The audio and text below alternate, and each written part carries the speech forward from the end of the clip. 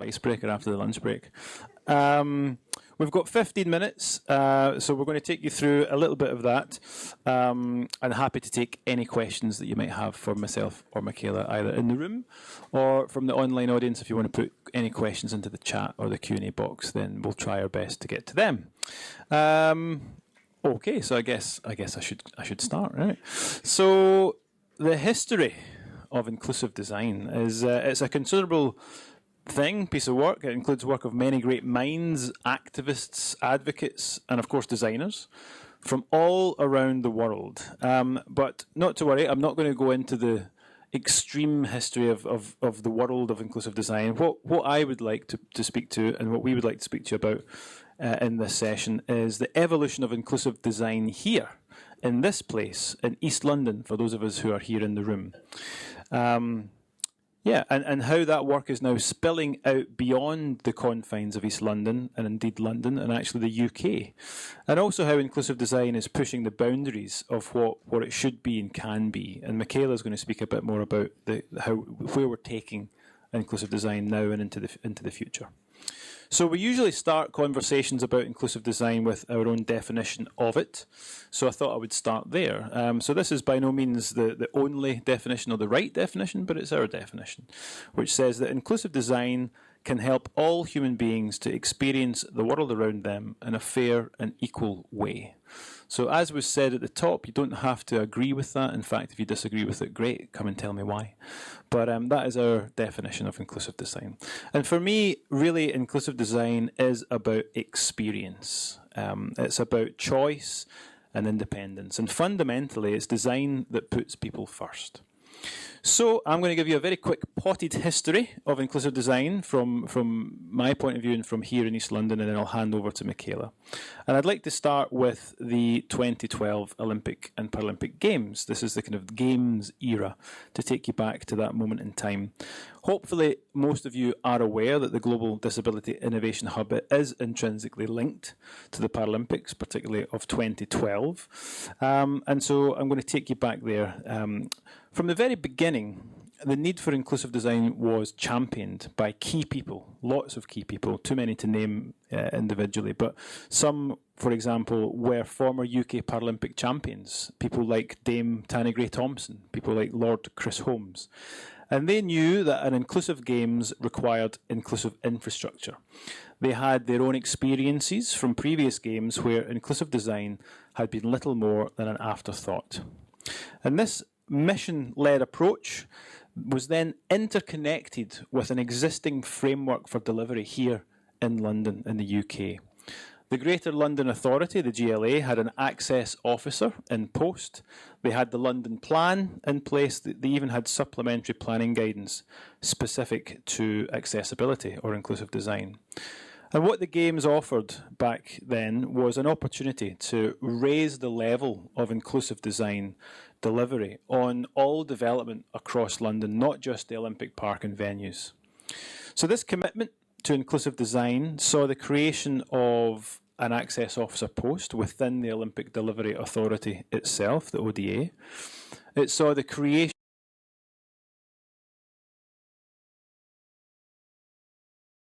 monitored to ensure they were implemented, including by me later. And you can download this document if you were interested for free on the GDI Hub website, disabilityinnovation.com. Now, one of the key decisions in London that supported inclusive design delivery was that the Paralympic Games would not come second. They were delivered delivered through cumbersome overlay, add-ons, or special provision. The Games would be considered as one event, and venues would be designed from the beginning with Olympic and Paralympic use in mind, but also with legacy in mind from the very, very start, and that's an important point that I'll come back to. So having an inclusive Games was only the beginning. The legacy was all anyone really cared about. As soon as the final note of those closing ceremonies was heard, everyone turned to legacy.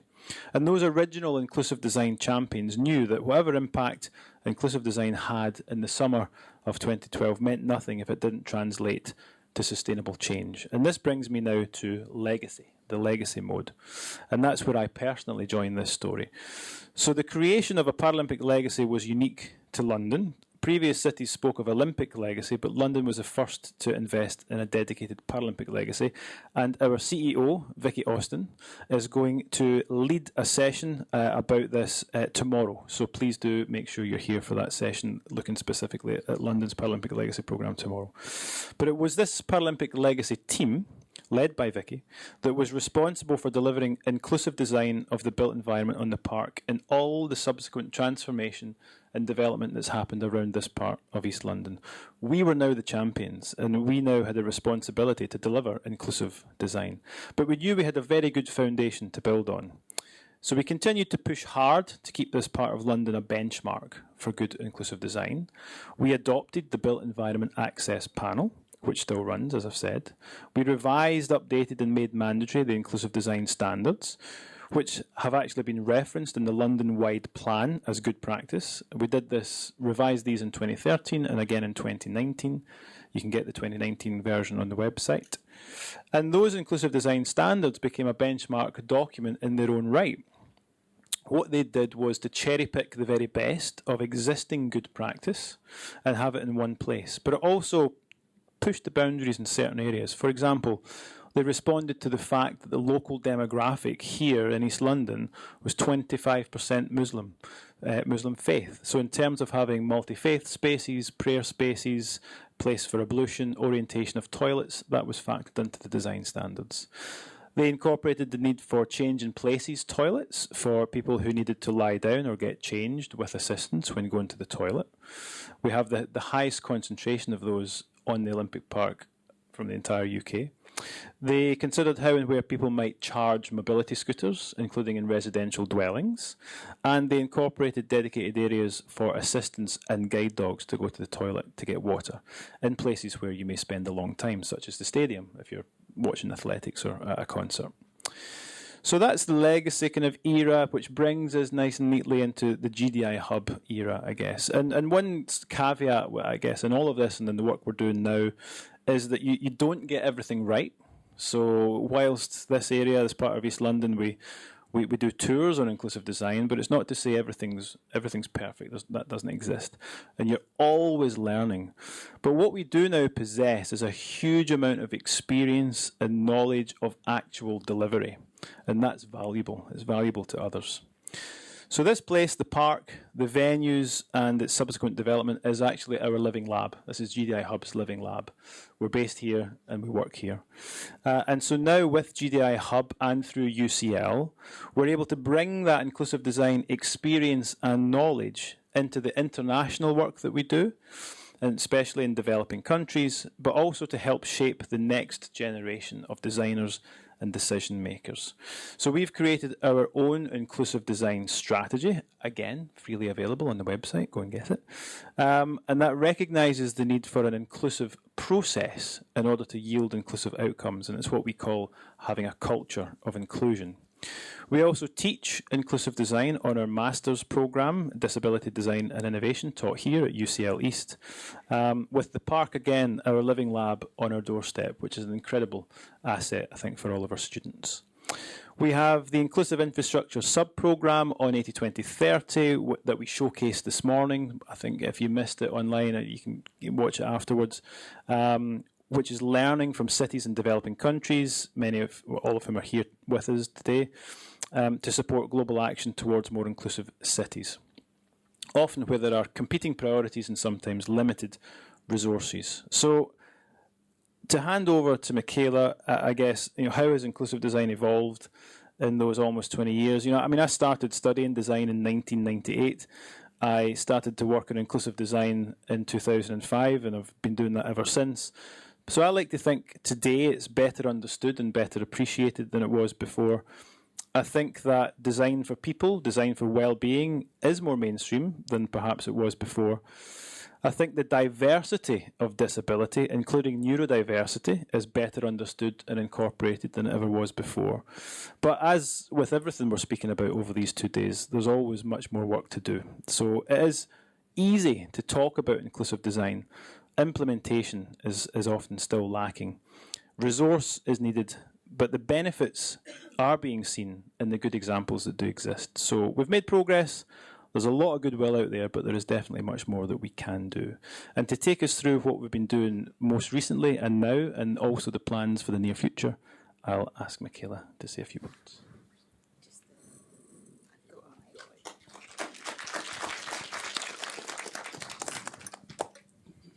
Hi everyone, is that sound okay? Brilliant. Okay, so my original brief was to talk a bit about the intersection of inclusive design and climate change. But I want to step back a bit and talk about inclusive design in the context of global goals. So these are the things about the planet we live on and the challenges that we're facing, sometimes known as the Sustainable Development Goals, often just called the global goals. Climate change is arguably one of the biggest challenges that we're facing, but it's certainly not the only one. And we also know it intersects with a lot of other challenges that we're facing in our cities, in our communities, and we need to make sure that all of these embed inclusion. So too often we see that issues of disability and inclusive design are treated in silos, when in reality they're cross-cutting through sustainable development. Whether that's talking about the regeneration of East London, as Iain's just talked about, or making heritage sites accessible and resilient in Varanasi in India. So in the next few minutes, I'm going to try and give you a few examples of why disability and inclusive design are cross-cutting issues for sustainable development, and if we have time, what we should do about it. So through 80-20-30 inclusive infrastructure, we've been trying to understand what the opportunities are for inclusive design in different contexts. And what we've realised through 3.5 years of research is that to make sure that inclusive design has impact where it's most needed, we need to know what inclusive design looks like in different contexts. So this is things like understanding how we can implement inclusive design in informal settlements, how inclusive design can support disaster resilience, or how inclusive design can help address basic needs and ensure basic access to infrastructure and services. These are all issues that need solutions to create genuinely inclusive cities. So to move then to speak more directly about climate change, if we don't integrate climate action in inclusion, or inclusion in climate action, we're going to leave people behind. So how is that going to happen, or why is that happening? I'm going to give you a few examples now. So there's a statistic that says that around 60% of the infrastructure we're going to have in the world in the year 2050 doesn't exist yet, which means there's going to be a lot of construction. We're going to build a lot of things in the next 30 or so years. And I think it's fair to say a lot of that infrastructure will be directed towards climate adaptation or climate mitigation or resilience in general. But will it be accessible? At the moment, I don't think we know the answer to that question. I know that myself and probably everyone in the room will want it to be accessible, but what can we do to make sure that it is? Time and time again, we see that interventions directed at climate action leave inclusion behind. So this is things like a storm drain being built alongside a path that doesn't think about step-free access or the hazard it might create for someone with a visual impairment, or a renewable energy solution like installing solar panels that might be harder to install on a building that's been constructed more informally, or that renewable energy solution might be less reliable for people who need a constant supply of energy. So this is things like having constant access to a lift or being able to run a ventilator. Another example I wanted to mention was about temperature. So our cities are heating up, and this is something that we know and we've seen in our research. This is a phenomenon which is called urban heat islands. It's making our cities harder places to live. As our apartments in cities become hotter, this is going to disproportionately affect some people. So to give an example, which, give me a minute, it might not make sense at first, I'm going to talk about air conditioning. So, how many people here in this room could afford air conditioning at home? It's certainly something that's not affordable or accessible for all of us. And if you're a disabled person who may have limited income, who may have limited access to work due to inaccessible environments, it may be difficult to afford to install something like air conditioning in your home. but it could be something that is essential to your comfort, health, and safety at home. For example, excess heat can cause interactions with certain medications. So in this case, we see that air conditioning could be a vital assistive technology for somebody. It could be a question of disability rights in the context of climate change. However, we also know that air conditioning is not particularly eco-friendly. So we need to be able to balance the needs of our changing climate with the comfort, safety, health, and well-being of all our people. We could also be designing our buildings better to stay cooler, but we also have to make sure that those interventions don't make our buildings less accessible in the process. So this is pretty complicated, and that's why I wanted to share this example, just to convey some of the contradictions that are in place between disability and climate change. But to end on a positive note, what I wanted to say is that we have an opportunity here and now to do things right the first time. So coming back to that 60% of infrastructure that's going to be built in the next 30 years, let's make sure that it's accessible from the get-go. And this is so that we fulfill human rights, we uphold the rights from the UN Convention on the Rights of Persons with Disabilities, but we also use our resources in the best way. If we have to retrofit buildings, it's going to be more expensive, less effective, and use more resources that we don't really have to spare. So let's make sure that our inclusive design solutions are also low carbon, and let's do it now. So to end, coming back to our journey on 80-20-30 inclusive infrastructure, we didn't set out to contextualize accessibility and inclusion in cities with climate change in mind, but we now see that we can't look at the two separately. 3 of our case studies are located in Asia, the region most likely to be impacted by climate change. All our case studies are in cities which have a real opportunity to be hubs of innovation and be on the forefront of climate change innovation. We're also speaking to our colleagues working on assistive technology about how we can design more resilient ecosystems of AT across design, manufacture, use, and longevity. Now, hopefully some of the things I've shared are not news to all of you, and that's great. We're seeing more and more organisations engage in this work in recent years. But I wanted to end today by saying, really, for me, this is a call to action for all of us. Let's all make sure that we create a resilient future for our planet that's accessible and enjoyable for all of us. Thanks. Thanks, Mikaela. Great. I can maybe take 1 or 2 questions before we have to move on. If there's any questions in the room, you can let me know. Don't have to, it's okay. If there's any questions online, you can pop them in the chat box and you can let me know by text. We've got 1 question. Let's take 1 question. Gentleman at the back. You need this.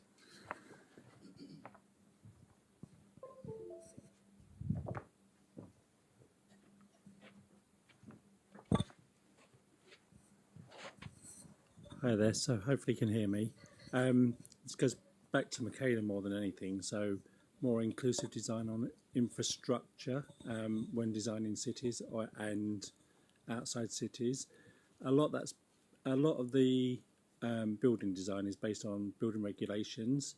So how do we work together as a global economy in designing the buildings of the future, I guess?